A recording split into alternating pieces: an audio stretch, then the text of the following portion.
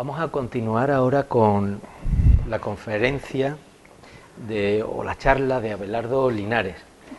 Abelardo es, lo vais a comprobar enseguida, un apasionado del mundo del libro. Si algún día se reencarnará en páginas, porque desde siempre ha estado rodeado de libros, persiguiendo libros, comprando libros, vendiendo libros, publicando libros y sobre todo hablando de libros. Y en libro englobo todo, lo mismo un folleto que un pliego, que un volumen enciclopédico, absolutamente siempre vive alrededor del libro. Tiene, desde los años 70, desde el año 74 al menos, una de las librerías más importantes de España y más allá de España, y una editorial que tiene un catálogo riquísimo, sobre todo porque ha cubierto algunos espacios que otras editoriales mucho más comerciales nunca se atreverían a cubrir. He abierto la página web para que vosotros veáis lo último que ha ido publicando, pero os invito ya con más tiempo a que miréis el catálogo que tiene con todas las colecciones que tiene. Son colecciones de verdad muy atractivas, no ya para nosotros que nos dedicamos al mundo de la filología, sino para cualquiera que tenga un mínimo interés intelectual y cultural. Aquí van a encontrar joyas, joyas sobre todo porque una de las habilidades o una de las pasiones de él le ha llevado a rescatar el nombre de mucha gente hoy olvidada. Abelardo, para nosotros es un honor tenerte a ti aquí. Él tampoco se presta mucho a hablar en público porque es alguien que le gusta estar más en su mundo, en todo caso en tertulias con poca gente. Así que te agradezco de verdad el esfuerzo de venir aquí a Cádiz a hablarnos de lo que tú quieras, porque tiene tantos frentes posibles. Y en principio lo que yo le proponía era que hablara de cómo la edición era en un tiempo y cómo es la edición hoy, que nos dé su visión de librero, de poeta. Durante muchos años se dedicó a escribir poesía, ahora escribe mucha menos poesía. Su visión de librero, de poeta y de editor. Abelardo, bienvenido a la Universidad de Cádiz. Muchas gracias, Pepe. No sé, ¿se oye bien para hablar? No sé. Si quieres también y lo hagamos bien. Sí, bueno, yo voy, como no estoy acostumbrado normalmente a hablar en público, y sí, prefiero la tertulia o el contacto más personal, yo voy a intentar desarrollar tres temas. Uno es el mundo editorial, los cambios que se han producido en los últimos 150 o 200 años. Otro es la modernización del mundo editorial español. Y por último, si da tiempo, pues unas notas sobre una cosa curiosa de la cultura española, que es la capitalidad barcelonesa del mundo editorial. Bueno, en cuanto al primer asunto, yo creo que estamos entrando ahora en un periodo distinto, seguramente en una cultura distinta, que es la cultura de la imagen.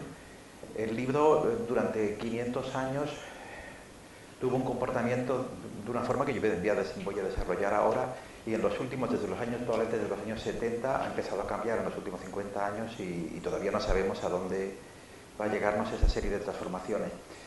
Del mismo modo, hay un fenómeno que es el de la cultura popular o la cultura masiva, relacionada con el libro, pues que empieza más o menos con el romanticismo, hasta el siglo XIX, principio del siglo XIX. La cultura siempre estuvo sometida a un patrocinio, el libro no tenía un mercado normalizado, es decir, los escritores vivían porque tenían generalmente algún tipo de patrocinio, pero no existía de una forma natural o normal el que los escritores pudieran vivir de su obra. Eso se empieza a producirse durante más o menos el romanticismo, coincidiendo con el romanticismo, gracias a una serie de inventos de la sociedad industrial, como ellos la linotipia, que abaratan muchísimo el proceso editorial, que antes, durante la Edad Media hacer un libro, como sabéis, era carísimo porque era a mano, pero incluso en otras épocas pues el libro había sido siempre un objeto de cierto lujo. Con el romanticismo, la linotipia permite editar libros o folletos a un precio muy barato. Eso permite también crear por vez primera grandes revistas de un público muy amplio, y otra hijuela de eso que son los folletines, es decir, que son cuadernillos de venta más o menos semanal y masiva. Y entonces empieza a desarrollarse un proceso, y es que frente a lo que había pasado antes, durante siglos había una especie de clerecía, una serie de sectores minoritarios que eran los que leían.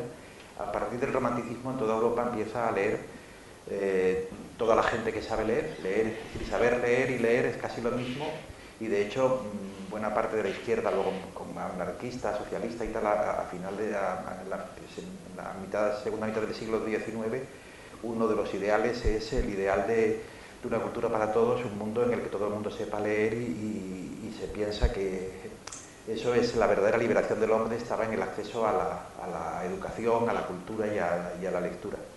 Entonces, bueno, más o menos eso es así, es decir, la lectura masiva es algo que ha durado prácticamente 150 años y que ahora empieza a disminuir, y por masiva me refiero a que en el siglo XIX pues leían y también escribían lo mismo, por ejemplo, los curas, los médicos, los abogados, los notarios, un poco de todas las clases sociales, incluso sobre todo en la segunda mitad del siglo, con lo que hablaba relacionado antes con los anarquistas y socialistas, se establecen clubes de lectura en las que, bueno, la clase también proletaria empieza a publicar, incluso hay editoriales creadas sobre todo para esas clases de libro barato y de folletos de tipo más o menos político, ideológico, pero también leen también novelas y otros más o menos revolucionarios y tal.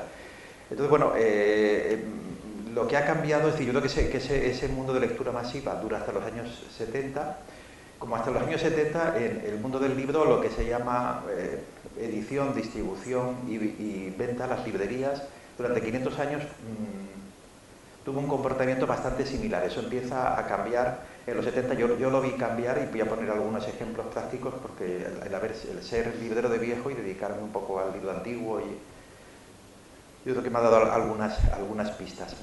Primero, las editoriales han tenido durante muchísimos años, los fondos de las editoriales han tenido una larguísima vida. En los últimos 50 años, sin embargo, las grandes editoriales sobre todo dan un ciclo de vida al libro muy corto, muy a menudo no supera el de un año, y si al año el libro no se ha vendido, muy a menudo se guillotina, se convierte en pasta de papel, y es decir, no se le quema, pero bueno, se le guillotina. Yo creo que como muerte para el libro, no creo que le importe mucho a los libros que los quemen o los guillotinen, es bastante parecido. Y bueno, ese comportamiento contrasta con lo que había anteriormente. En el siglo XIX y en el siglo XX, ya en el mundo de la edición moderna, o más o menos moderna, los libros se imprimían en ramas, se imprimían por cuadernillos, y a menudo se quedaban sin encuadernar, sin ponerle lo que se llama la cubierta. Eso permitía a veces el poder reencuadernar los libros cuando subían de precio. También los libros tenían un ciclo de vida muy largo. Yo puedo contar muchas anécdotas, porque ha habido muchos autores de cierto prestigio, gente como Gabriel Miró o Pérez Ayala, que no eran autores que vendieran gran cosa, o de la Serna. A menudo publicaban un libro y a lo mejor 10 años o 15 años más tarde de publicarlo se cambiaban las tapas para que el libro, en vez de valer 3 pesetas, os valiera 5. Incluso eso pasó luego después de la Guerra Civil, por ejemplo. Como con la Guerra Civil había habido una elevación de los precios bastante notable, los fondos antiguos que quedaban antes de la Guerra Civil fueron reentapados por muchas editoriales, de las no muchas que quedaron. O también había los fondos antiguos, por ejemplo, colecciones como clásicos castellanos, que había prólogos de Manuel Azaña o de autores que con el franquismo no estaban bien vistos. Lo que hicieron sencillamente era arrancar esos prólogos, sustituirlos por otros y volver a encuadernar el libro, subiéndole el precio. Incluso a veces, cuando una editorial cambiaba a otra editorial y era asumido sus fondos por otra editorial, pues hacía lo mismo. Los libros que estaban en ramas se retapaban y se ponían en tela o en rústica o como fuera. Eso, es decir, los libros tuvieron por tanto tenían una vida larguísima. Por ejemplo, yo podría dar muchos datos y ejemplos de libros. Por ejemplo, un libro que yo he comprobado que tuvo 3 ediciones a lo largo de 25 años es Iluminaciones en la sombra, de Alejandro Saba, que es un libro que sale en el año 10 con prólogo de Rubén Darío. Y ese libro, la primera edición, se sabe que fue una tirada de 1000 ejemplares, cosa que no es una tirada grande. Y a pesar de que eran solamente 1000 ejemplares, en los años 20 se volvió a reentapar y se puso una portada parecida a la de Marco, pero más simplificada, y para que se siguiera vendiendo. Incluso cuando luego la editorial, Renacimiento, se agrupa en una editorial mayor que se llama la CIAP, que fue un gran conglomerado, el primer gran conglomerado mediático que hay en España en los años 20, pues hicieron ahí una portada puramente tipográfica y bajaron el precio del libro. Eso, uno de los efectos que ha tenido para la cultura es que si un libro tarda mucho en venderse, de alguna forma hay un proceso de capilarización y el libro va llegando a su verdadero lector y es una cosa bueno, y es un fenómeno distinto del libro que se vende durante un tiempo muy limitado, ¿no? en un espacio, ya sea el kiosco de periódicos o la librería, y que luego, si no se ha vendido en unos meses, se destruye. Por ejemplo, todavía en los años 70 había ejemplares en Espasa Calpe del último libro de Manuel Machado, publicado en el año 76, o hasta los años 50 hubo ejemplares de Juan de Mairena, de Antonio Machado. Yo todavía compré restos de edición de colecciones de Espasa Calpe que guardaban sus almacenes, eso en los años 70, pues a precio muy barato, lo mismo de autores pues como Moreno Villa o Benjamín Jarnés o Mauricio Bacarice, Enrique Díez Canedo, Benet Caballero, muchísimos autores de la época. Entonces, bueno, es decir, el mundo editorial ha cambiado bastante porque se ha hecho un mundo de ciclo muy rápido. Las editoriales hoy en día no les interesa formar colección, sino que en general cada libro tiene que defenderse por sí mismo. Y entre otras cosas ha cambiado el modelo para las editoriales, es decir, ya no creen en el libro de fondo, como el libro hoy en día no está destinado a que tampoco las librerías crean el libro de fondo y tampoco, de alguna forma, los distribuidores. Yo, por ejemplo, en cuanto a las librerías, también las librerías antes de los 70, 80, 90, que hubo una reorganización muy profunda en ese sector, a veces mantenían libros durante muchísimos años. A mí me ha ocurrido, por ejemplo, aquí mismo en Cádiz, me acuerdo, a principios de los 80 o finales de los 70, yo compré en una librería de clásica gaditana en uno de los estantes altos la primera edición de Versos y Oraciones del Caminante, que se publicó en 1920. Me acuerdo que el libro tenía un precio de 5 pesetas y el librero me dijo que es que estaba muy barato, que me lo ponían 10 pesetas porque 5 era... En ese momento ese libro valía más de 50.000 pesetas de la época y tal. Es decir que... Y sin embargo, pues eso, los libros de hacía muchísimo tiempo podían permanecer aún en las librerías, entre otras cosas porque también era muy normal para los libreros el sistema de depósitos. Es decir, todo eso es muy largo y no voy a contarlo porque es también una parte un poquito técnica, pero la distribución ha cambiado muchísimo. También los distribuidores, a los editores no aguantan los libros más de un año normalmente. Después de un año se les reduce drásticamente los ejemplares y se empiezan a retirar los ejemplares de librerías. Se trabaja muy poco en depósito, y también las distribuidoras habían sido durante muchísimo tiempo algo de un ciclo muy largo. Yo, por ejemplo, puedo contar como librero de viejo de las primeras cosas que yo compré a principios de los años 70 en Madrid, en la Cuesta de Moyano. Me acuerdo que fue un saldo de un libro que se llama Alzamiento y Defensa de Sevilla, un libro de 1848 que había un atadito con 20 o 30 ejemplares y que habría estado perdido en cualquier almacén de un distribuidor, Fernando Fe o alguno de los distribuidores de la época, y que almacenaban los libros sin tiempo. Es decir, el mundo del libro ha cambiado especialmente porque se han ido creando, a partir sobre todo de los 70 en todo el mundo, una serie de conglomerados mediáticos, de grandes agrupaciones editoriales, pero que también engloban a menudo periódicos, cadenas de televisión, productoras de cine o todo tipo de negocio mediático, y le aplican al libro el mismo sistema que aplican a todo lo demás, que es la idea de que todo tiene que ser rentable. Es decir, le aplican un poco las leyes del mercado al libro, y de hecho muchos de los grandes directores editoriales en los últimos 40 o 50 años de las grandes multinacionales pues han trabajado antes en el sector de los artículos de limpieza o de las bebidas refrescantes o de cualquier otra cosa. Es decir, lo que importa ante todo es que un editor sea un buen gestor y no otra cosa. Yo he tenido cierta relación con editores, he percibido que aparte de que esa globalización obviamente se da en todo el mundo, aquí en España hay una serie de características particulares, y es un poco el éxito del modelo Planeta. El hecho de que aquí en España, quien se haya hecho de alguna forma el rey de la edición, el grupo más importante, esté formado por alguien que no era excesivamente lector y lo que era un buen comerciante y un hombre con mucho ojo a la hora de publicar ciertas cosas. Yo creo que ha tenido efectos de contaminación realmente graves, porque a mí me han dicho más de una vez, y yo lo he oído y se ha dicho bastantes veces, que el editor no... Es decir, aquí en España está mal visto el que el editor lea. Yo creo que es una cosa que no pasa en ningún otro país importante.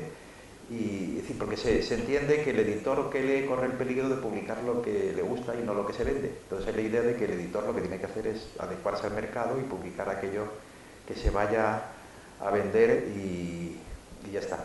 Bueno, todo eso, como no quiero, no tenemos tampoco tantísimo tiempo, esto es un tema eterno, podríamos estar hablando bastantes días de cómo era el antiguo modelo y qué es lo que pasa hoy en día. También eso se ha trasladado a todo el mundo de la cultura del libro, porque por ejemplo los suplementos literarios, las revistas también han cambiado. Hoy en día a los medios dominantes, primero normalmente los editores, hoy en día lo que están interesados es eso, en comprar derechos en Frankfurt o en tener reuniones de directivos e inventarse libros, encargar a negros literarios que hagan un libro determinado y tal. Es decir, son los primeros en no creer en general en los autores, en no saber absolutamente nada de libros, y por lo tanto a las nuevas editoriales no les interesa, por ejemplo, el crítico literario es algo que no les interesa a lo más mínimo. Prefieren, yo qué sé, pues regalar libros, como por ejemplo como hace Planeta, a blogueros y tal, que van a dar bombo. Es decir, lo que necesitan es bombo para sus libros, no una crítica, porque también el sistema de bestsellers que se ha impuesto hace absolutamente innecesaria la crítica literaria. Pero todo eso, bueno, que sería un tema larguísimo, yo lo voy a obviar y voy a pasar un poco a contaros un poco la modernización del libro en España, cómo se produce hasta la Guerra Civil. Y he hablado un poco de cómo en el romanticismo empieza a ascender un poco el público lector. Y en España, que bueno, cuando viene la imprenta hubo realmente centenares de sitios donde se imprimían libros, incluso muchos pueblos incluso a veces no demasiado importantes, tenían imprenta, y todo ese sistema de que haya distintas imprentas repartidas por toda la geografía española, pues sigue vigente hasta el último tercio del siglo XIX. Es cierto que había habido algunas casi capitales del libro, por ejemplo Sevilla, porque exportaba a América, fue muy importante, es decir, Valencia, Barcelona, Valladolid, también luego más adelante, ya a partir del 17, pues Madrid se convierte probablemente en el centro editorial, seguro, en el centro editorial más importante, pero también Valencia, por ejemplo, en el 18 tiene una gran cantidad de imprentas. En el 19, un poco las capitales, aparte de Valencia y Barcelona, que es más natural, siguen siendo los grandes centros editoriales. Son también Valencia, donde por ejemplo un editor cabderizo que puso de moda los libros en 16avo y que tuvo bastante extensión, y aquí en Cádiz, por una serie de motivos, también fue una de las capitales del libro. En toda la primera mitad del siglo XIX en Cádiz se editó una inmensa cantidad de libro político y literario, folletones y de todo. Cuando empiezan a cambiar las cosas y a haber una modernización industrial es más o menos con la Restauración. Eso más o menos se centra en Madrid y Barcelona, que empiezan a crear editoriales pues como Espasa o Víctor Seix y otras, muchas de ese momento. Incluso se empiezan a hacer libros un poco imitados de modelos franceses, libros de lujo, con grandes encuadernaciones en tela, gozadas, libros muy de lujo, muy para una burguesía ascendente, y que además también pueden distribuirse o exportarse a América. Las relaciones también del mercado español con el americano yo creo que son muy interesantes. Eso lo que provoca es que vaya desapareciendo, se vaya secando todo lo que no sea Madrid y Barcelona, y por ejemplo Sevilla, que había sido eso durante el 16, un poco una de las grandes, o la gran capital del libro en España, y que todavía, por ejemplo, a mediados del 19, pues podía editar a gente como Fernán Caballero o tal, porque Fernando Fe tenía casa allí en Sevilla y se editaban autores locales y también traducciones y otro tipo de libros. Se deja prácticamente de publicar. Lo único que poco a poco, a finales del siglo XIX, lo que se publica en provincias es las imprentas que hacen libro de autor, lo mismo que hoy en día está la autoedición, que de alguna forma ahora mismo estamos volviendo un poco a lo que hubo en aquel momento. También los libros locales. El XIX es un siglo extraordinario para todo lo que es historia, arte y tema local. Hay multitud de investigadores y medio historiadores, eso, de arte, de literatura y de temas históricos. Pero bueno, las primeras, más o menos con el modernismo, cuando llegan los autores modernistas, cuando empieza a ver los primeros modelos de modernización, de imitación. Por ejemplo, para mi gusto, el primer editor realmente moderno es Leonardo Williams, un editor, impresor madrileño, que edita libros de Azorín y de una serie de autores, eso del 98, que tiene una tipografía de modelo inglés que va a tomar también Juan Ramón, que va a ser un poco el hombre de la sombra de varias revistas, como son Helios o Renacimiento, y luego también de la editorial Renacimiento, y luego él mismo también editará algunos libros que van a ser un poco un ejemplo para muchos. Entonces el modelo que se implanta es un poco un modelo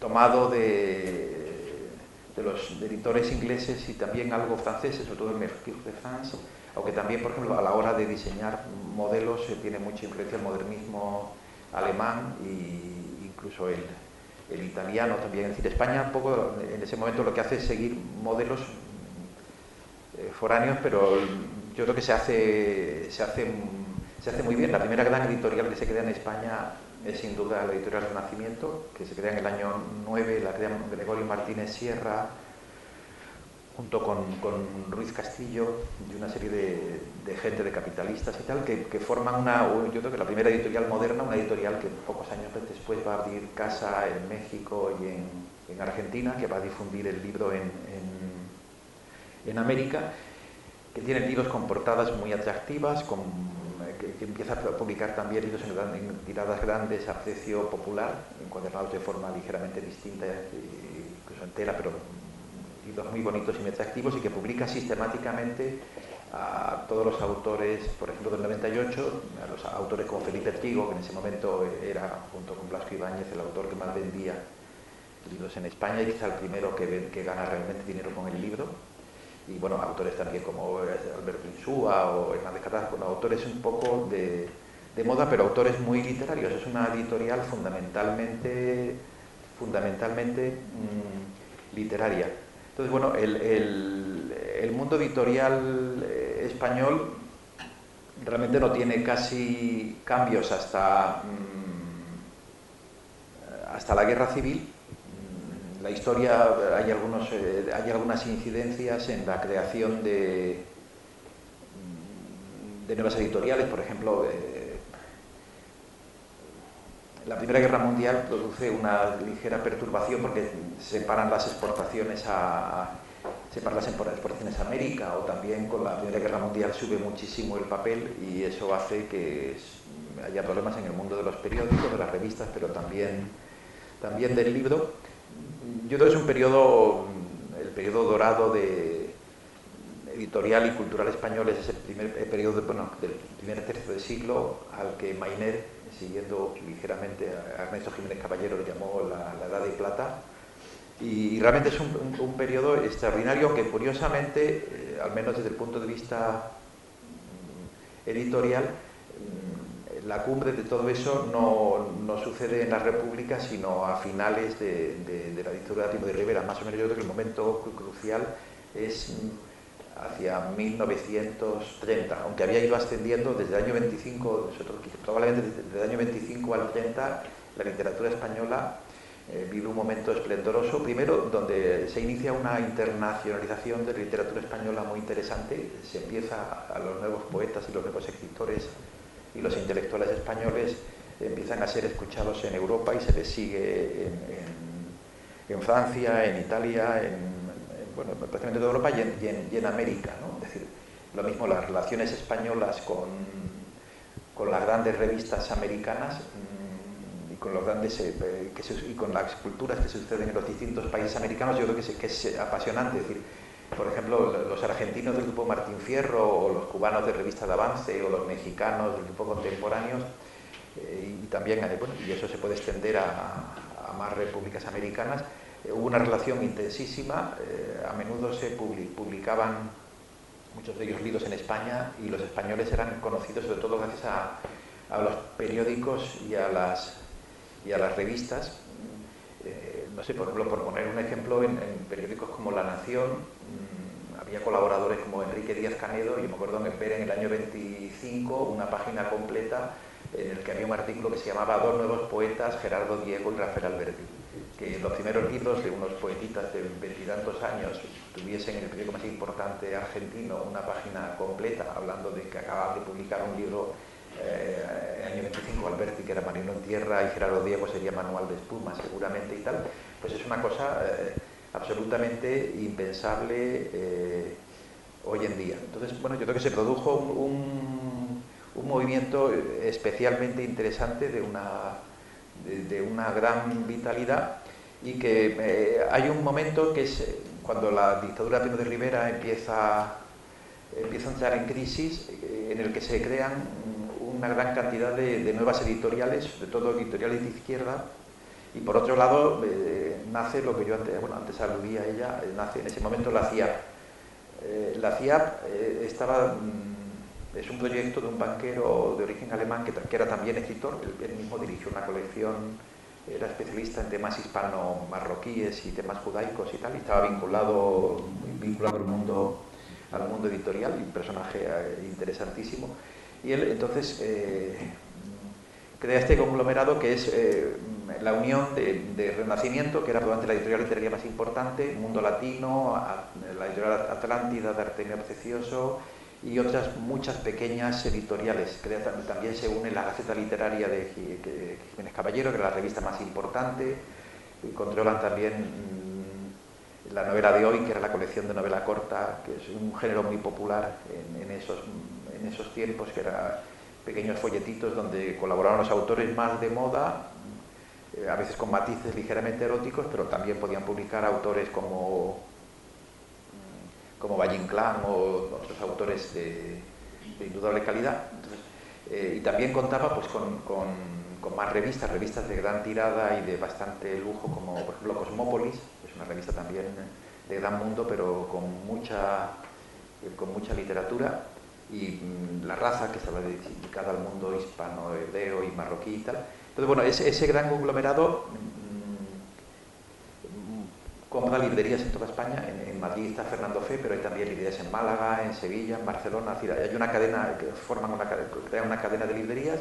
También crean una cadena de distribución en toda América, fundamentalmente en México y Argentina, pero también con tentáculos en Cuba, en Chile, es decir, un poco están repartidos por todo el continente, y adquieren una actitud predominante en el mercado editorial. Por ejemplo, una cosa que hacen nueva es pagar adelantos a los autores muy generosos. Valle Inclán, por ejemplo, recibía un sueldo mensual de cada escritor, de acuerdo más o menos a sus ventas y a sus posibilidades.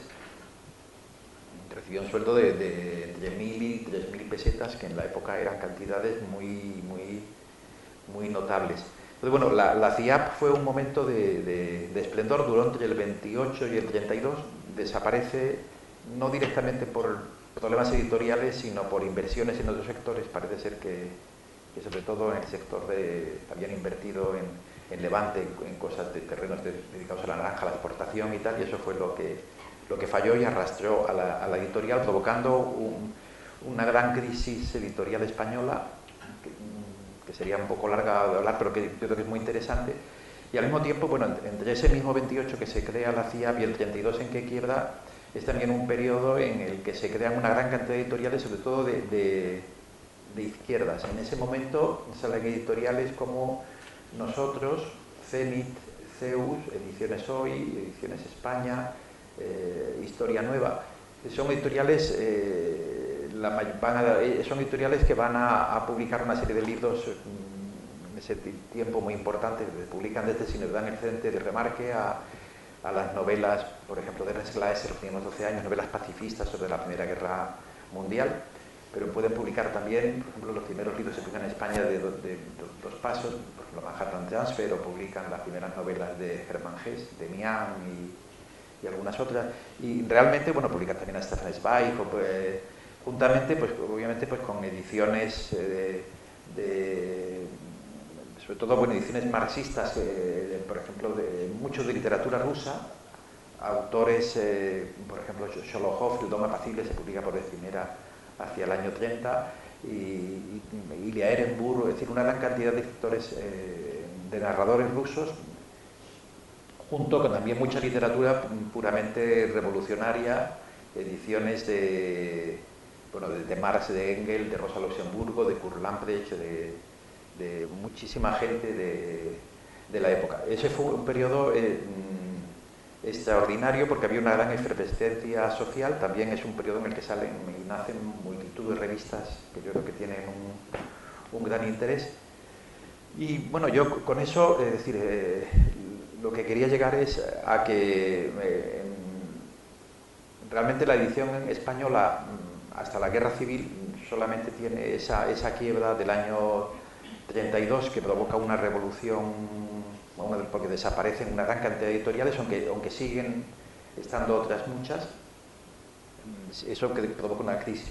Pero lo que yo quería comentar era que hasta el año 39 el mundo editorial español, la capitalidad, había estado en Madrid. Durante el siglo XIX y XX, Madrid había publicado siempre más o menos el doble de lo que se publicaba en Barcelona. En Madrid estaban todos los periódicos, podemos llamar literarios, desde el ABC, el Imparcial, el Liberal, el Sol, La Voz. Había una inmensa cantidad de periódicos donde trabajaban cientos de escritores y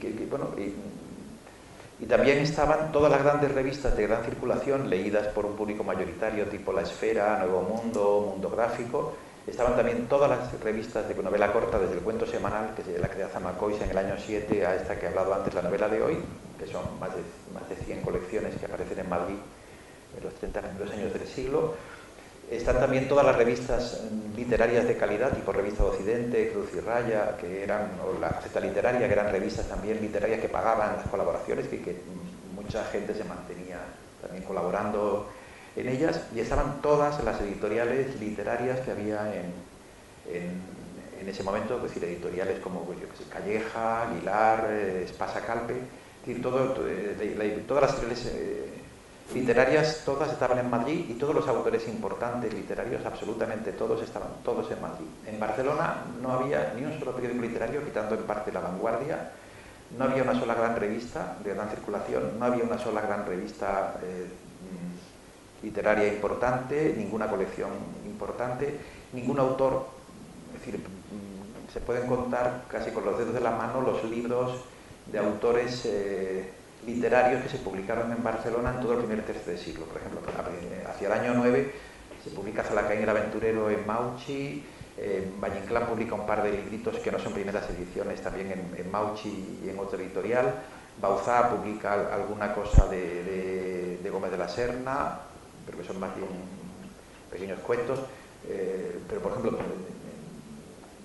realmente los grandes autores, es decir, Azorín, Unamuno, no publican nunca en Barcelona, no hay, es decir, ni el 98 ni los novecentistas, es decir, los Azaña, los Araquistain, Pérez Ayala y todo esto no publican jamás en Barcelona, ni publica la gente del 27, no hay tampoco una sola colección dedicada a la poesía importante en Barcelona. En Barcelona lo que hay, que es la segunda ciudad en importancia, lo que ellos publicaban era libro infantil, editoriales como Montañola o Juventud, tuvieron buenas colecciones de libros infantiles muy interesantes. Estaban el libro técnico, cosas por editoriales como Labor, publicaron un libro médico, o Bosch, habían publicado un libro médico y libro de alguna forma técnico también, y el Instituto Gallach también había publicado esos grandes enciclopedias. Montaner y Simón también publicaba ese tipo de libro.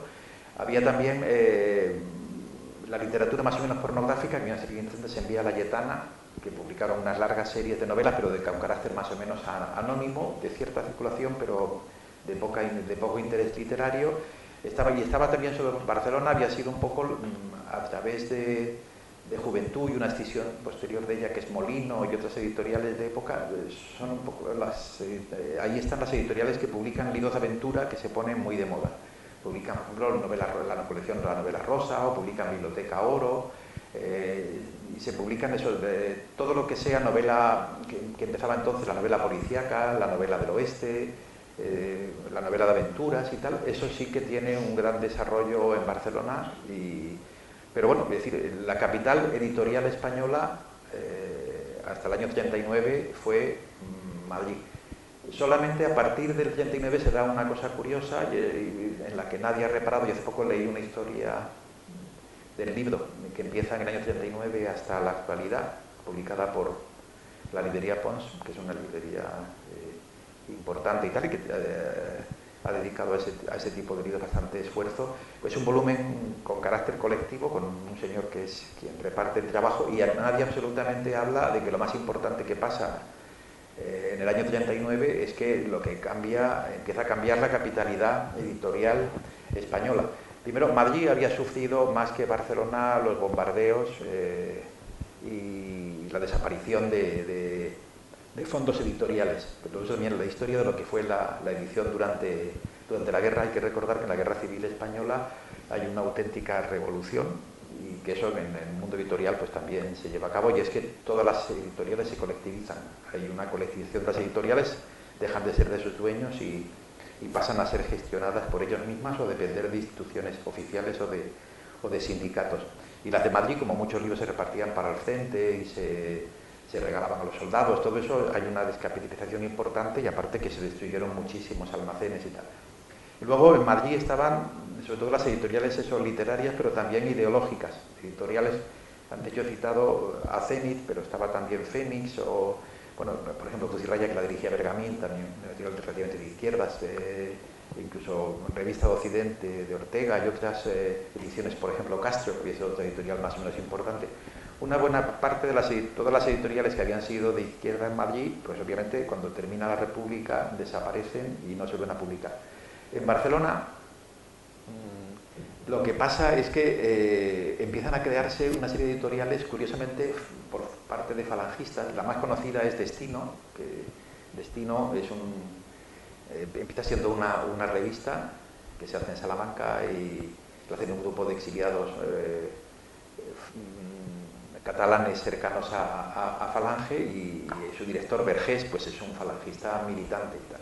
Y realmente lo mismo que tenía Nadal es un homenaje a Eugenio Nadal, que era un falangista que había muerto durante la Guerra Civil y tal.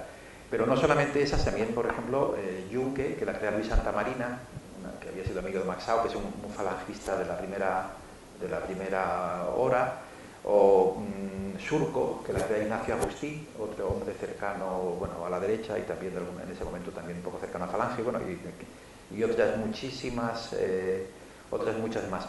Entonces, bueno, yo creo que para la cultura española el hecho de que Barcelona se haya convertido en la capital editorial de España está terminando por tener una serie de efectos negativos sobre la cultura, yo creo que bastante notables, porque aumentan los efectos puramente globalizadores que ya estaban presentes en grupos como el Grupo Planeta y tal, ¿no? Es decir, y la aplicación absoluta de un poco de unas leyes de mercado al mundo editorial, que está haciendo que, por ejemplo, pues ahora mismo en Barcelona, colecciones que hasta hace unos años eran allí todavía posibles, porque eso, la evolución ha sido una evolución lenta pero progresiva, pues ha provocado, ha desaparecido ya la poesía, han desaparecido prácticamente los clásicos, ha desaparecido también el rescate de los libros de la España liberal o la España más reformadora y tal, y yo creo que lo que ha quedado sencillamente es pura y simplemente pues libros de mercado y bestsellers, ¿no? Yo creo que eso que están produciendo un empobrecimiento muy notable de nuestra cultura.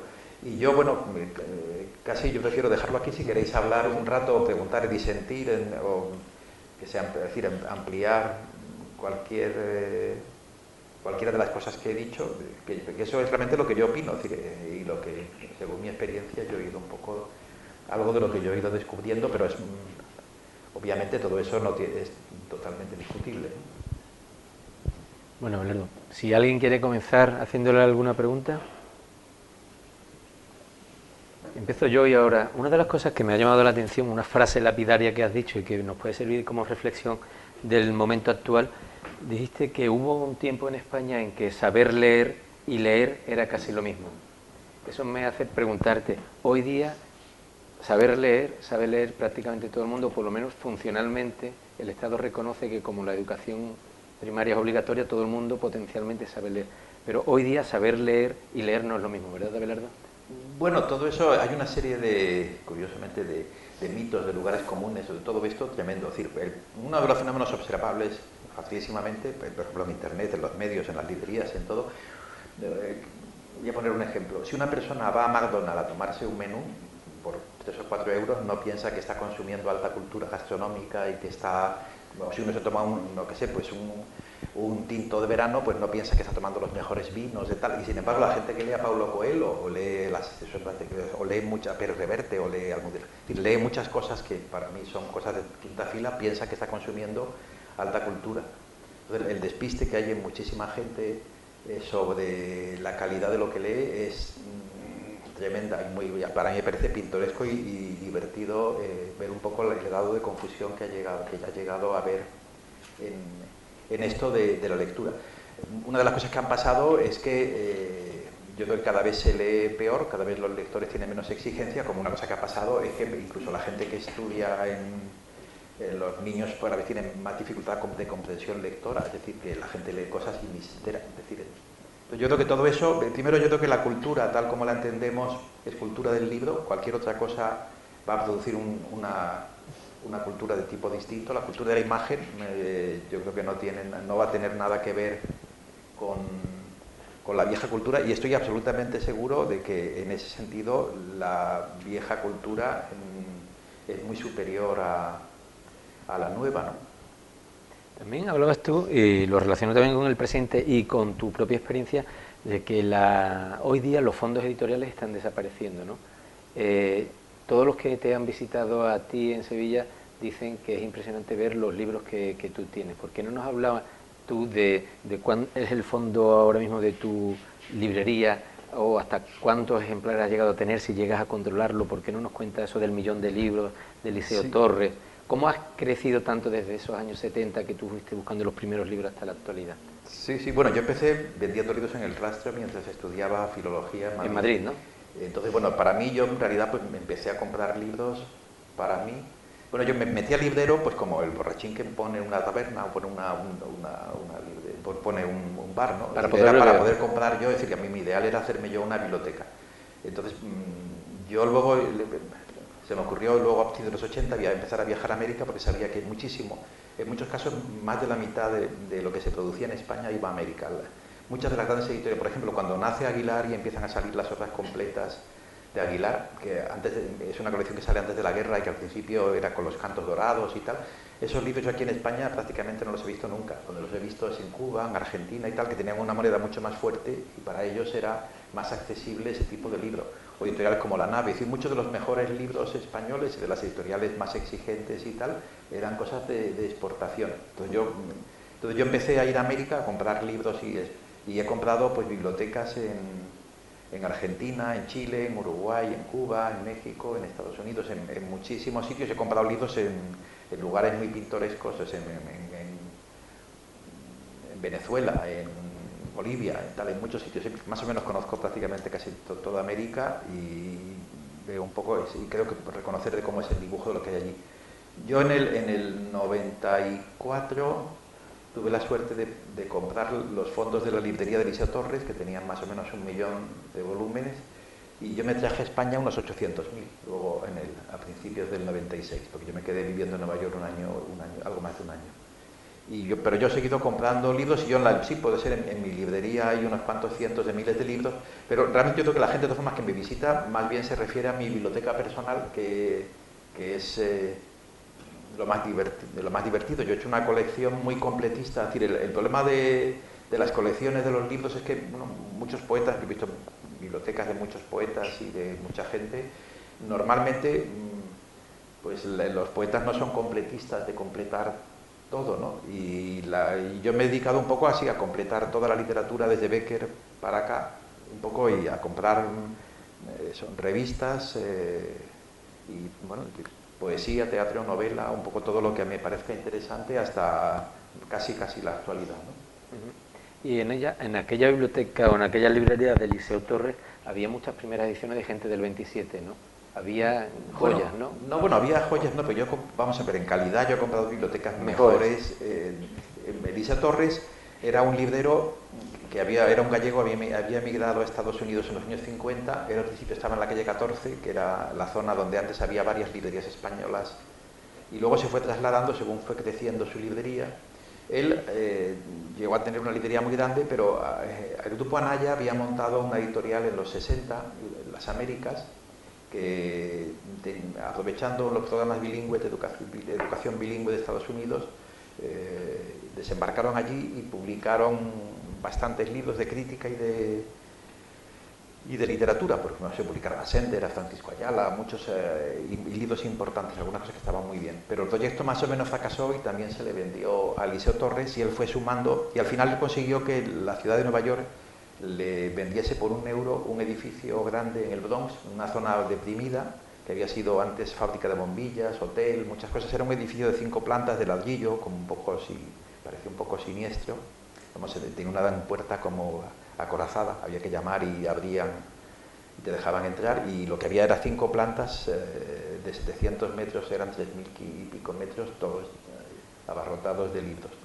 Entonces, ahí había mucha literatura hispánica, es decir, la inmensa mayoría era literatura española y americana, y había, a lo mejor yo que sé, pues de Josep Torres Campalans, un libro importante de Max Saub, pues a lo mejor había 15 o 20 ejemplares, o de ediciones de muchas primeras ediciones de Neruda, o de Borges, o de muchos autores, había una gran cantidad de libros. Y también incluso él había comprado bibliotecas, había comprado por ejemplo la biblioteca de Waldo Frank, que era un hispanista importante, un americano de izquierdas que tiene un libro de viajes por España muy interesante, y también la biblioteca de Ángel Balbuena Prat y de distinta gente, y era una biblioteca que tenía un poco de todo, incluso eso, algo del libro antiguo, ¿no? Pero era sobre todo impresionante por la cantidad, y luego porque era también un tipo de libro descatalogado. Claro, allí había habido cosas que se habían vendido muchísimo, pero había habido cosas muy interesantes que en el mercado americano no funcionaban. Entonces había multitud de ediciones, yo qué sé, pues ediciones antiguas de los 40 o 50 de Baroja o de Azorín, o ediciones argentinas de Alberti. Había de cosas que había miles de ejemplares, ¿no? ¿Quién le quiere hacer alguna pregunta a Abelardo? ¿Podrías hablar un poco más de la responsabilidad de los editoriales para publicar lo que ellos vean importante y cómo pueden encontrar un equilibrio entre lo que pueden vender, lo que es rentable, y lo que es más responsable para mantener la cultura? Bueno, todo eso es un asunto muy complejo porque, por ejemplo, en España, ahora mismo en este momento, las universidades no compran libros, el Estado no compra libros, las autonomías no compran libros, es decir, las bibliotecas, por ejemplo, no compran libros, todo se va a gasto corriente. Como todo, por ejemplo, la Junta de Andalucía tiene una serie de organismos, por ejemplo, la Consejería de Cultura tiene en Sevilla una sede en la Expo, y luego tiene 4 palacios del siglo XVIII maravillosos, totalmente remozados, con guardias de seguridad, ujieres, secretarias, mantenimiento. Pero por ejemplo, yo vi hace unos meses habían nombrado un nuevo director general del libro, y me dijo que él, para lo que no tenía ni un céntimo, era para libros, es decir, ahí solo para pagar funcionarios. Una cosa que pasa, en mi opinión, que lo mismo que hay algo que puede considerarse una estafa, y es crear una ONG para ayudar a no sé quién, y te gastas el 90% de lo que recaudas en sueldos para los directivos. El Estado en muchas cosas se está gastando, el Estado, las distintas cosas del Estado, todo lo que recauda se lo gasta en gestión y en sueldos, y no hace nada absolutamente práctico, lo cual me parece que es un absoluto disparate. Por ejemplo, existen una cosa que se llaman clubes de lectura en Andalucía, y esos clubes de lectura lo que tienen, hay un listado largo de lo que tienen, son todo, la inmensa mayoría son libros sin ningún interés, son todo bestseller y tal, dejan que sean los propios clubes de lectura los que establezcan sus prioridades. No hay ninguna política de que se lean los autores de calidad andaluces de ahora mismo, o los andaluces de Incluso los contemporáneos, por ejemplo, yo he publicado una autora relacionada con Cádiz, María Regla Prieto, que es también historiadora, La esfera de lo divino, una novela histórica muy interesante, apasionante y tal. Y ella quería, además es una mujer muy activa y quería moverla, la había movido privadamente en clubes de lectura de toda Andalucía privados y quiso conectar con la Junta, y a mí la Junta me dijo que la única posibilidad de que la Junta ayudase a sus clubes de lectura era que yo regalase 20 ejemplares, es decir, es que ellos crean estructuras en las que si luego no colaboran otros, pues están vacías.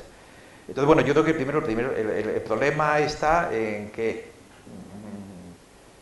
para los grandes grupos mediáticos la ayuda o no ayuda del Estado para lo suyo les da más o menos lo mismo, porque su problema, por ejemplo, las ayudas del libro del Ministerio de Cultura ahora mismo son a repartir entre unas 3.000 editoriales españolas, son 900.000 euros. Entonces lo que hacen es que todo el mundo que pide, que también pide Planeta y tal, piden también ayudas, pues dan a cada editor pues entre 0 y 5.000 euros para un libro o dos, ¿qué tal? Es decir, bueno, son unas cantidades absolutamente ridículas que no provocan nada. Entonces yo creo que de todas formas, los grandes grupos, la colaboración del Estado o de las bibliotecas o lo que sea, para ellos eso es una cosa menor porque están en otro estado. El problema, yo creo que es un poco el de, en cultura, yo no creo que haya unas ideas conspiratorias, no creo que haya una conspiración para atacar a la buena literatura, ni a la literatura española, ni nada, pero sí que existen unos modelos subliminares un poco de lo que es la cultura y ir un poco de acuerdo a los vientos dominantes. Entonces, nuestra época, lo que interesa es una época que está borracha de presente, lo que interesa es el presente, hay muy poca memoria, muy poca idea del pasado. Curiosamente hay un descenso de la curiosidad por lo que ha pasado en otras épocas. Yo lo veo, yo trato con poetas jóvenes y tal, yo creo que en otras épocas los poetas les interesaba leer más lo que se había hecho antes que ellos, y eso era muy importante, ha sido muy importante en muchas generaciones ver lo que se hacía. Y hoy en día se es más adamista, yo creo que en general hay más interés por el presente y por leerse entre los nuevos poetas, entre ellos. Entonces, el sistema que hay de las grandes editoriales, que no tiene nada que ver, luego hay muchas pequeñas editoriales, yo creo que son más interesantes. De todas formas, el modelo triunfante, por ejemplo en España, es posible, últimamente han salido editoriales como Nórdica o Sajalín o tal, a lo mejor editoriales que solo publican autores nórdicos o solo publican autores rusos. En una cultura tan rica como la española, resulta pintoresco, por ejemplo, que se produzca eso. Algunas de las editoriales más de moda solo publican autores extranjeros y no se interesan en absoluto por la cultura española. La mayoría están en Barcelona, es cierto, ¿no? Que es una cosa que no es, desde luego, casual. Pero todo eso, es decir, primero, no hay tampoco fórmulas magistrales ni fórmulas generales para tratar eso. Entonces, lo que tú me planteas es muy interesante, pero habría que, dividirlo más y tratar más cada módulo, cada grupo, cada sector de ese tipo de cosas. Yo primero no me atrevería a darle lecciones a otros editores y tal. Lo que yo sí que creo es que me parece muy extraño. Una literatura tiene el deber de tener un mínimo de criterio de calidad de lo que aparece nuevo, cosa que hoy en día no se da. Es decir, la literatura a veces parece más a una lotería, si te toca estupendo, y el éxito tiene más que ver que nada con la lotería. Y una cosa es la revisión del pasado, ver qué nombres suben, qué nombres bajan. Hay que hacer una relectura del pasado, y yo creo que cada época, leída con ojos nuevos, también parece nuevo mucho del pasado, ¿no? Es decir, bueno, el mismo Borges tiene la idea de que nosotros podemos transformar no solo el futuro, sino también el pasado, ¿no? Hay lecturas actuales que lo que transforman es nuestra visión de ese pasado, ¿no? Y el pasado nos puede ayudar mucho a comprendernos y a entendernos mejor. Y yo creo que ha habido cosas estupendas que la labor, por ejemplo, eso de rescate y de atención al pasado, ahora casi no se da, y cuando se hace un poco en el vacío, ¿no? Muchos autores interesantísimos hoy en día no tienen ni 200 lectores. Sí, decía Randall esto también porque mirando tu catálogo hay apuestas que son muy personales y que son kamikazes, ¿no? Tú has debido perder dinero con muchísimos libros, ¿no? Porque has sido coherente con tu propio pensamiento, con tu propio gusto, con lo que estás contando, ¿no? Y han sido ediciones arriesgadas en un mercado tan devorador como el de hoy día, ¿no? Claro, lo que pasa es que, bueno, también hay cosas buenas. En el mundo editorial de ahora, nuestro mundo se parece mucho a un supermercado, a un hipermercado, las estanterías. Entonces hay todo tipo de productos y productos muy minoritarios. Las nuevas tecnologías una cosa que permiten es montar, publicar. Yo hay libros de los que empiezo publicando solamente 50 o 100 ejemplares. Es decir, que seguro que pierdes, pero pierdes menos que si haces 1000 o 2000 o 5000. Entonces hoy en día el que se puedan editar pocos libros me permite un mayor riesgo que hace, por ejemplo, hace 20 años, cierto tipo de libros, si vas a vender 100 y tienes que hacer 1000 porque hacer menos es un precio prohibitivo y tal, que había mucho esa tentación. Antes había la tentación de hacer tiradas grandes, a ver si había suerte y se vendía, porque hacer tiradas pequeñas era muy caro. Ahora las tiradas pequeñas de los libros pueden ser más o menos viables económicamente, entonces si los publicas pierdes, pero no pierdes tanto y hay la posibilidad de que se venda luego, ¿no? Sí, Fernando. En cuanto a la venta de libros, el precio PVP, el precio de venta al público del libro en España respecto a otros países de la Unión, ¿por qué es tan elevado? ¿Por qué tenemos el precio ese cerrado que da el Estado, ¿no? El precio es un precio fijo, que no es variable, ¿no? Bueno, primero, lo del precio fijo es una imposición de las grandes editoriales. Una de las cosas, pues todo eso, es que hay miles de historias y miles de cosas. Yo me acuerdo hace unos años el finado dueño de Planeta, que murió hace no mucho tiempo, me acuerdo que escribió un artículo en El País sobre la muerte de las pequeñas librerías, diciendo que dónde se iba a vender poesía si desaparecían las pequeñas librerías, como si en las pequeñas librerías se vendieran los pequeños géneros como es el de la poesía. Primero conectaba que la poesía sea pequeña con que se vendan pequeñas librerías, cuando en las pequeñas librerías lo único que se venden son los libros de Planeta, no se venden. Entonces, bueno, hay mucha equivocación de todo eso. En principio, el precio fijo es una imposición de las grandes. Yo no estoy muy seguro de que eso para mí sea ventajoso.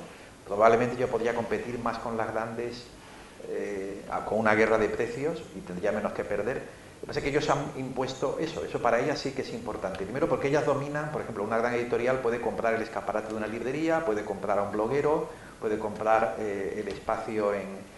Es decir, yo publico un libro y a mí o no me lo reseñan o me lo reseñan 5 o 6 meses más tarde, que el libro ha salido cuando ya no está en las librerías. Pero el Premio Planeta sale...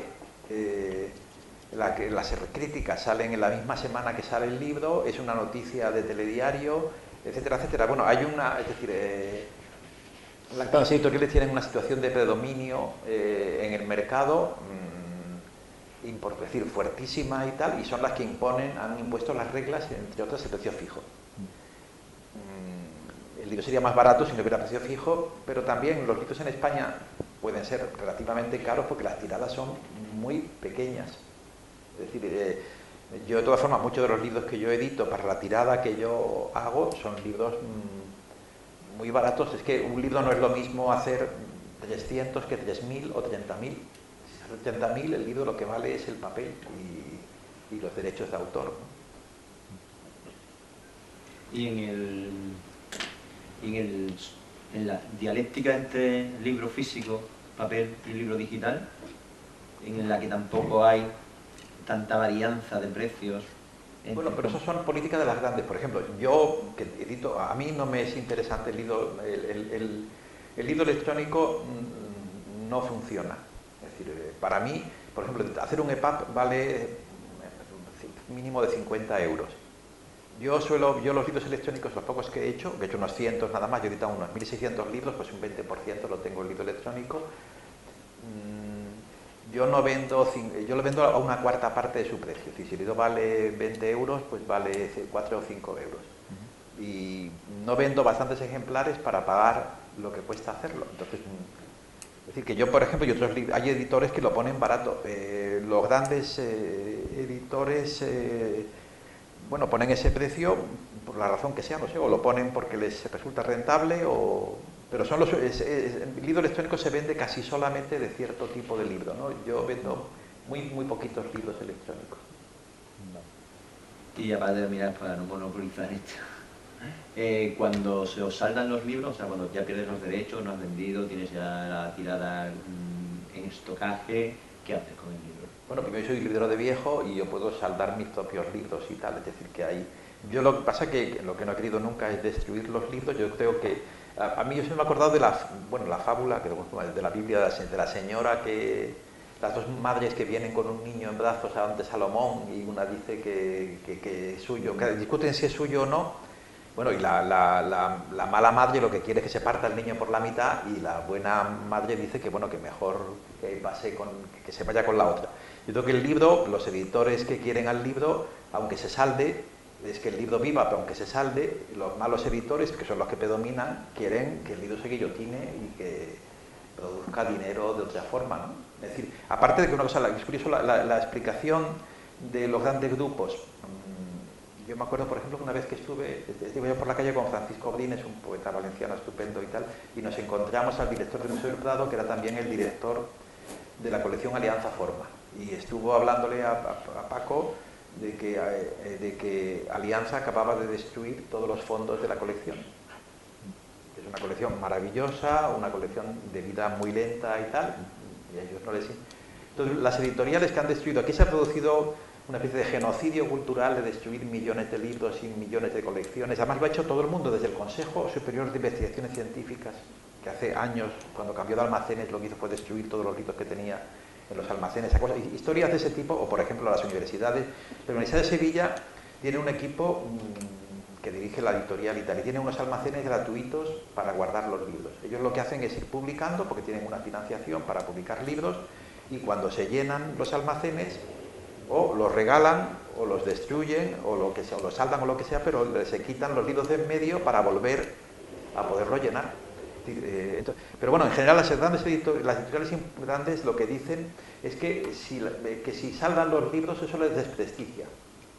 Yo creo que debería desprestigiarles más el destruir libros, pero como eso lo mantienen en secreto y no se entera nadie y no hay conciencia social, pues no pasa nada. Y se han destruido maravillas, porque yo puedo contar muchísimas anécdotas. Por ejemplo, un amigo, Andrés Chapillo, publicó un libro de referencia que es Las armas y las letras, la primera edición de Planeta. Le quedaban 700 ejemplares y los mandó destruir 2 meses antes de que otra editorial del grupo le encargase una nueva edición. Hoy en día ese es un libro que es más bien caro, y de todas formas el libro tarda mucho tiempo en capitalizarse, ¿no? Es decir, a lo mejor un señor que vive en Ponferrada, pues en Ponferrada la librería de allí no ha llevado ese libro y a lo mejor se lo encuentra 3 años más tarde en un viaje que hace a Madrid y se lo compra. Es decir, que yo creo que es una tontería. Es decir, que a menudo el libro se deja de vender por problemas de distribución, no por problemas de interés. Otra de las cosas es que las grandes editoriales suelen plantear un falso problema, y es que en España se edita mucho. Se quejan de que existen 70.000 títulos distintos cada año y según ellos habría que limitar el número de novedades. Les parece que hay demasiadas novedades. Yo lo que digo es que lo que importa no son las novedades sino el número de ejemplares. ¿Qué importa que yo he editado el año pasado 160 y tantos títulos, pero de ninguno he hecho ni siquiera 1000 ejemplares probablemente, o de 1 o 2.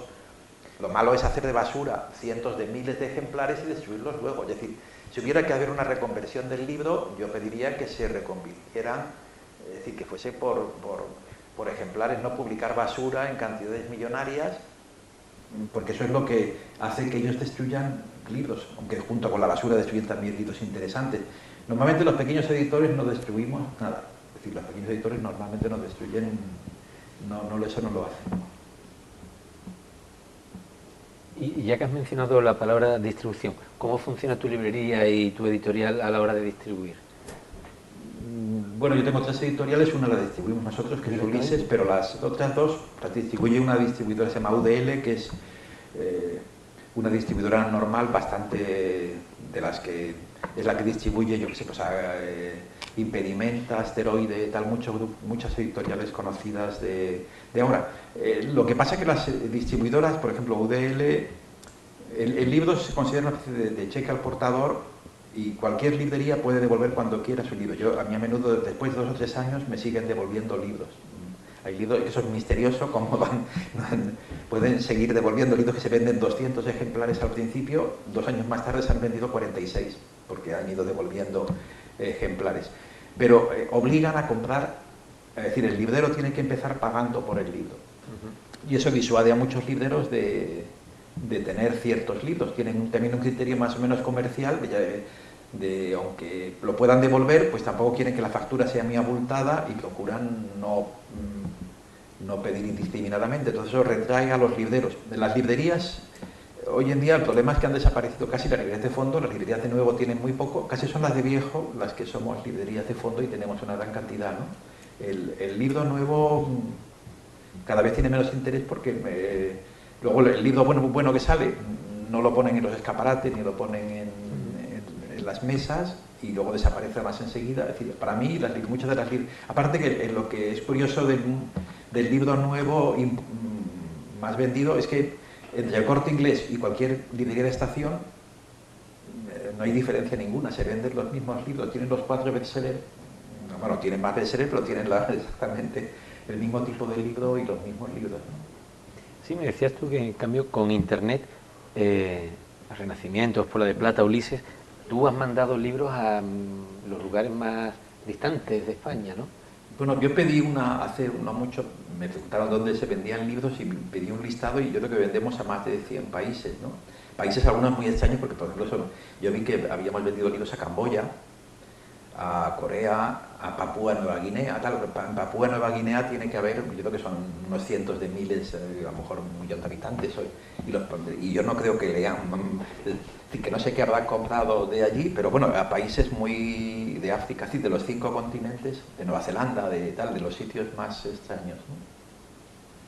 Entonces, bueno, es curioso eso, pero claro, el libro viejo es un fenómeno bastante distinto del libro nuevo y es un sector totalmente autónomo con sus propias... También de todas formas está bajando, ¿no? Porque la gente mayor que hacía coleccionismo y que coleccionaba y que compraba y tal va muriendo y gente joven que compra el libro antiguo, raro o lo que sea, cada vez hay menos, ¿no? ¿Quién pregunta algo, Abelardo? ¿Y actualmente dónde se pueden encontrar libros descatalogados que se hayan salvado de ser destruidos a precio razonable? Bueno, primero, hay varios portales. El portal mejor es Uniliber, que es un portal de los libreros, que no, porque el más conocido es AbeBooks o Iberlibro, pero ahí se cobran comisiones muy altas y muchos libreros tienen un ligero sobreprecio. De todas formas, ahí hay libros por menos de €1 hasta lo que hay millones de libros y tal.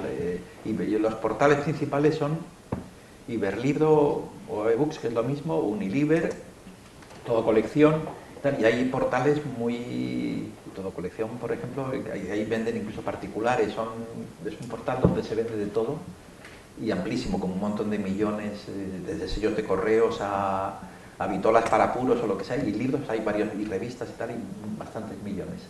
Y se puede comprar, siempre que se sepa qué es lo que uno quiere, bueno, aunque ves también ojeando y tal, pues se pueden encontrar cosas interesantes, ¿no? No, yo compro muchísimo me paso el día casi viendo por internet cosas y siguiendo pistas de libros o de cosas que me interesan. Y de hecho mucho de lo que yo publico, que yo creo que publico muchos libros curiosos, pues son por noticias que yo he encontrado hacer caso de autores o de libros por ejemplo, a lo mejor por poner nada más que un ejemplo, voy a publicar ahora un libro que se llama Lobagola, que se subtitula Vida, autobiografía de un salvaje africano. Ese es un libro que lo publicó Knopf, una editorial de izquierda muy importante neoyorquina, en el año 30, y más o menos en un año o dos se publicó esas traducciones de ese libro al español, al italiano, al holandés, en toda Europa. Se presentaba como el libro de un salvaje africano nacido cerca del Dahomey, una tribu que era como un poco parecida como a lo de los judíos negros, que tienen una cultura muy peculiar y tal. Y es un libro donde se cuenta todo el folclore, toda las historias, se cuenta una gran cantidad de historias sobre esa cultura, y luego cómo él entró en contacto con la cultura blanca, con Inglaterra, cómo fue, cómo volvió y tal. Este señor estuvo dando clases en universidades de Estados Unidos y de toda Europa, invitado para contar cosas de su cultura. Pero se descubrió luego más adelante que este señor en realidad era un negro nacido en Baltimore, homosexual, que había estado en la cárcel, que iba a terminar luego suicidándose, y que se había inventado absolutamente todo y había engañado a todo el mundo. El libro, de todas formas, es fascinante. Yo creo que hay varias películas que se basan en su historia. El libro lleva un par de prólogos, uno de Juan Bonilla, un autor de aquí, cercano a Cádiz, y bueno, jerezano, y de un escritor inglés amigo de Bukowski y de Carver y tal, que ha hecho un interesantísimo, donde, por ejemplo, cuenta que en el mundo de los economistas hay un efecto, se llama efecto Lobogola, que es una de las historias que se cuentan en el libro, que no voy a decir cuál, pero que... Entonces, bueno, es un libro que yo creo que es una de las grandes supercherías del siglo XX, es un libro delicioso, que está estupendo, y que a mí me parece, conocer ese caso me parece muy curioso. Y luego él mismo, el hecho de ser negro, delincuente, mentiroso, suicida, reúne un poco todas las heterodoxias, pero sin embargo es un desconocido, es alguien que... Bueno, ha habido varios intentos, en Estados Unidos sí que se le empieza a hacer en los últimos años caso y se ha reeditado en editoriales universitarias y se ha empezado a hablar de él, ¿no? Pero yo creo que es un libro que vale la pena y que debiera tener algún lector, ¿no? Y casos como ese, yo en montañas de escritores, otro escritor que he publicado ahora y que voy a seguir publicando, es Esad Bey, que es un escritor fascinante, una especie de Chávez Nogales. Es un judío nacido en Kiev, que se llamaba Lev Nusibaum, que tuvo varios seudónimos, y que lo gracioso es que emigró a Alemania después de la Revolución Rusa, que le pilló en Bakú, porque su padre trabajaba en el negocio del petróleo, emigra a Alemania, y en Alemania él se hace conservador, se hace monárquico en la República de Weimar y musulmán, es un judío que se convierte a la religión musulmana y muere con 30 y tantos años, y muere, pero ha publicado mientras tanto una quincena de libros, es el mayor especialista en los libros del Cáucaso. Yo le publico una novela, Petróleo y Sangre en Oriente, que es una maravilla, es una novela llena de conocimientos y de amenísima, muy divertida. Se parece mucho al maestro Juan Martínez, que estaba allí, de Chávez Nogales, pero es anterior. Y tiene unas biografías de Stalin prodigiosas, fue para parecer amante de su madre, Stalin según parece, y cuenta, bueno, es un tipo fascinante. A mí ese tipo de personajes, que además son fascinantes, pero que parece ser que no los conoce nadie, a mí eso me resulta muy interesante. Y yo lo que hago es que hago que les sean conocidos pues a 100 o 200 personas más. ¿Cuáles son las ofertas que ustedes ofrecen a nuevos escritores que quieren publicar sus libros? Bueno, ofertas, es decir, primero, yo creo que más bien el punto de vista de los editores es que pueda hacer, el problema de que algo sea publicable es que sea publicable y ver qué hace el poeta para, de alguna... Es decir, hoy en día uno de los problemas que hay en el mundo de la cultura es que, por ejemplo, un poeta, yo recibo muchos libros de poetas nuevos, de gente a lo mejor joven, que me envía un libro para ver si merece ser publicado, entendiendo que con que sea un libro que tenga una calidad media, que lo haga publicable, ya tendría que ser publicado. El problema es que ahora que han desaparecido casi los lectores, yo veo un poco que o el poeta hoy en día se mueve y trabaja así como se quede en su casa y el libro no lo presente y no se mueva y no haga por vender, el editor no puede hacer milagros, ¿no? Entonces el problema es que está desapareciendo muy rápidamente los lectores de poesía. Una cosa curiosa es que España es probablemente el país de Europa donde la poesía tiene más importancia. Es decir, en Francia, en Alemania, en Italia, en otros sitios la poesía es totalmente marginal, casi ninguna editorial importante publica poesía, ha desaparecido del horizonte cultural de la gente, ya no se sabe quién escribe en España. Los poetas han sido hasta todavía, siguen siendo, yo creo que ya está eso pasando un poco, importantes, ¿no? Y ha habido muchas facilidades para publicación, de hecho se publica muchísima poesía y tal. Lo que pasa es que yo creo que está bajando de calidad los poetas, los lectores y todo, probablemente también los editores y todo, pero es un fenómeno muy curioso, interesante y ahora una cosa, bueno, últimamente, de todas formas, una cosa curiosa que llevaba ya tiempo, el problema en poesía es que los mejores autores no son generalmente los más conocidos, sino los que más se mueven. Entonces el aplicar el mercado y es decir, los premios, el sistema de premios ya no sirve absolutamente para nada. Se han echado a perder el premio nacional, el premio de la crítica. Para mí, en mi criterio, ningún premio vale. Obviamente, desde el Príncipe de Asturias, que es un premio al Príncipe de Asturias, es decir, los jurados del premio del Príncipe de Asturias buscan a alguien que prestigie el premio Príncipe de Asturias. Entonces se lo dan al más famoso, a ver, buscan el más famoso de lo que sea para que así se prestigie el premio, con lo cual se han cargado también obviamente el premio porque nunca se arriesgan nada. Entonces muy a menudo los jurados son incompetentes. Yo por ejemplo estaba a veces en el Nacional y el jurado del Nacional es incompetente, ni se leen los libros. Por ejemplo, hay 3 jurados que son la Academia Vasca, Academia Catalana y Academia Gallega, que votan en conjunto a un libro que ellos, de uno de los 3, y si no se desinteresan por todo y tal. Entonces, bueno, es decir, esto eso es larguísimo de contar, pero yo creo que eso, el sistema de premios, el sistema de la crítica, entonces los buenos poetas lo tienen muy complicado porque les va a ser muy difícil sobresalir, a no ser que tengan otras características aparte de escribir bien poesía.